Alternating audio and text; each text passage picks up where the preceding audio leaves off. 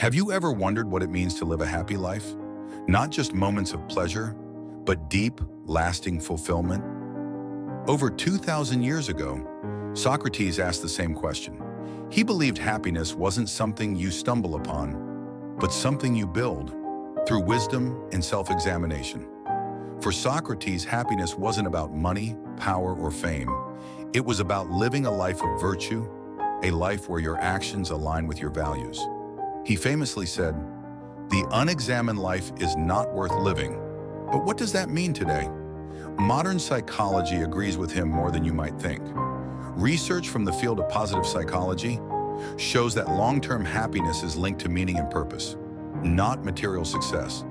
In fact, studies by Martin Seligman, founder of positive psychology, reveal that people who focus on developing character strengths, such as kindness, courage, and integrity, report higher levels of life satisfaction.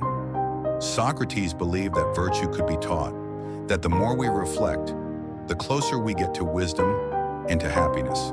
He spent his life asking questions, challenging others to think for themselves, not just accept what society tells them. This Socratic method is still used in schools and law education today. Why? Because it encourages deep thinking, critical reasoning, and self-awareness.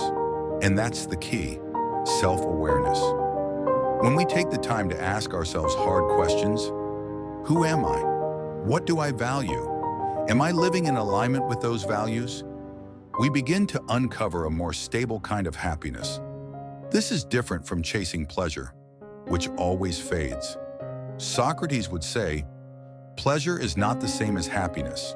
Pleasure comes and goes, but happiness, real happiness, comes from within. Even neuroscience supports this idea. Studies show that people who practice self-reflection and live in accordance with their core beliefs have lower levels of anxiety and depression. They feel more in control of their lives, more grounded, more at peace. Socrates wasn't rich. He didn't write books. He didn't run a company. But his teachings have endured for centuries. Why? Because he offered something timeless, a way to live that's not dependent on status or success.